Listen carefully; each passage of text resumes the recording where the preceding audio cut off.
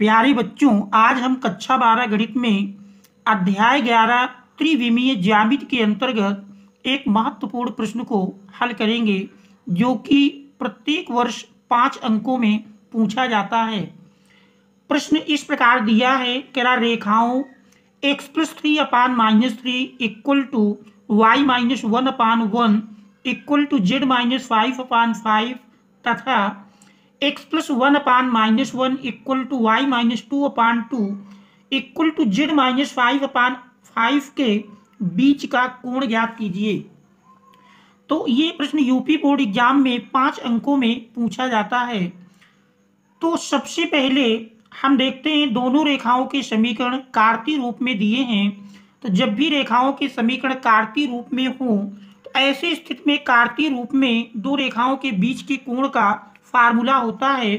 Formula यदि देखें तो फार्मूला हमारा इस प्रकार से है।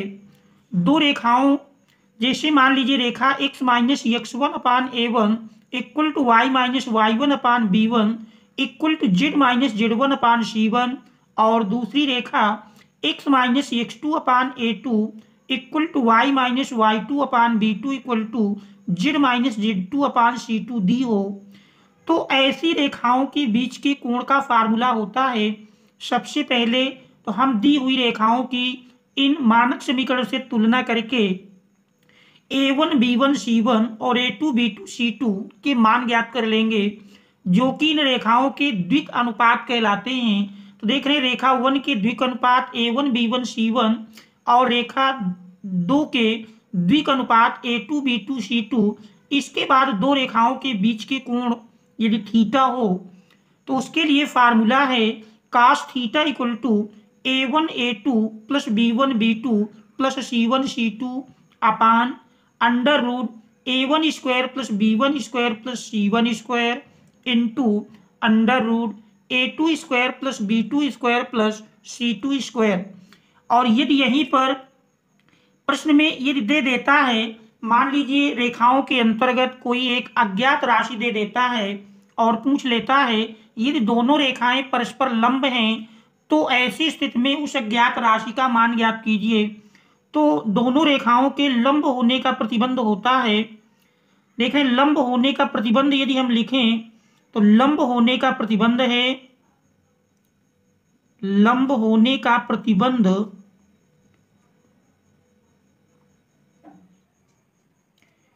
a1 a2 plus b1 b2 plus c1 c2 equal to यदि 0 मिल जाता है तो दोनों रेखाएं परस्पर लंब होंगी, या कहना लंब है, कोई अज्ञात राशि ज्ञात करनी है तो फिर इस प्रतिबंध को लगा करके हम अज्ञात राशि का मान ज्ञात कर लेते हैं। और यहीं पर यदि समांतर दी हो तो समांतर होने का प्रतिबंध होता है, दोनों रेखाओं के समांतर होने का प्रतिबंध है, समांतर में द्विक अनुपातों का जो अनुपात है वो समान होता है, अर्थात a1 upon a2 equal to b1 upon b2 equal to c1 upon c2। और यदि ये तीनों अनुपात समान मिल जाते हैं तो फिर इससे सिद्ध हो जाता है कि दोनों रेखाएं परस्पर समांतर हैं। तो लंब होने का प्रतिबंध और रेखाओं के बीच का कोण निकालने के लिए यूपी बोर्ड एग्जाम 2024 के कई सेटों में प्रश्न आए हुए हैं। तो इस टाइप के प्रश्न को हम हल करते हैं। तो देख रहे सबसे पहले तो हम दी हुई रेखाओं की मानक समीकरण से तुलना करके द्विक अनुपात ज्ञात कर लेंगे। तो देख रहे रेखाओं के मानक समीकरण होते हैं x - x1 upon a1 equal to y - y1 upon b1 equal to z - z1 upon c1 तथा x - x2 upon a2 equal to y - y2 upon b2 equal to z - z2 upon c2 से तुलना करने पर देख, इन समीकरणों से तुलना करने में हम ध्यान देंगे कि अंश में जो x y z के पद हैं ये पॉजिटिव रहें, x निगेटिव नहीं होना चाहिए। यदि निगेटिव है तो उसको हम हर में लाएंगे इस बात का ध्यान रहे। तो देख रहे तुलना करने पर a1 का मान -3, a1 बराबर -3, b1 बराबर 1, c1 बराबर 5। और फिर देख रहे हैं a2 का मान a2 -1, b2 2 और c2 बराबर 5 है। अब हम रेखाओं के बीच के कोण का फार्मूला लगाएंगे। यदि बीच का कोण थीटा है तो फार्मूला है cos theta equal to a1 a2 plus b1 b2 plus c1 c2 upon under root a1 square plus b1 square plus c1 square into under root a2 square plus b2 square plus c2 square. अब इसी फार्मूले में हम मान रख देंगे। तो देख रहे हैं a1 -3 इंटू a2 देख रहे हैं -1, तो a1 a2 plus b1 b2, b1 देख रहे हैं 1 के बराबर है, इंटू b2 का मान 2 है, प्लस c1 c2, c1 5 है और c2 का मान भी 5 है, अपान अंडर रूट a1 स्क्वायर देख रहे हैं a1 -3, a1 का मान -3 का स्क्वायर प्लस b1 स्क्वायर 1 का स्क्वायर प्लस c1 स्क्वायर 5 का square into under root a2 square -1 का स्क्वायर प्लस b2 2 का स्क्वायर और c2 देख रहे हैं 5 है तो 5 का स्क्वायर।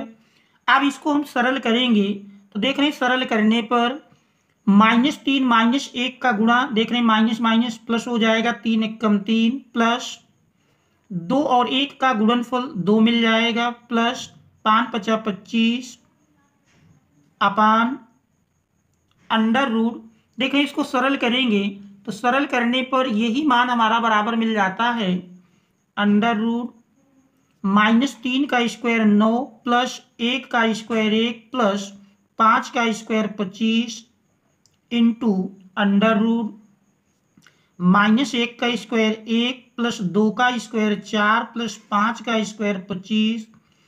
देख रहे सरल करने पर यही बराबर मिल जाता है 25, 2 27 3 30, 30 बटे अंडर रूट देख रहे अंडर रूट में 25 1 26, 26 9 35 अंडर रूट 35 और देख रहे दूसरा पद भी अंडर रूट में है तो दोनों को एक साथ लिख लेते हैं 25 4 29 31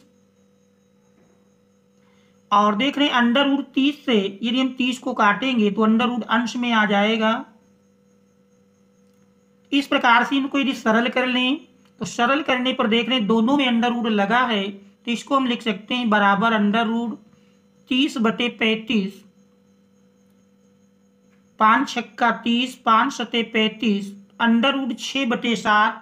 थीटा बराबर लिखेंगे काश पक्षांतर करेंगे इनवर्स के रूप में जाएगा। तो इस प्रकार से देख रहे हैं थीटा बराबर मिल जाएगा थीटा बराबर काश इनवर्स अंडर रूट 6 बटे 7। तो यही दोनों रेखाओं के बीच का कोण होगा, अर्थात यही हमारे इस दिए हुए प्रश्न का हल होगा। तो ऐसे प्रश्न यूपी बोर्ड एग्जाम में 5 अंकों में पूछे जाते हैं। तो वीडियो कैसा लगा उसके लिए एक कमेंट्स अवश्य कीजिए। Thanks all of you for watching.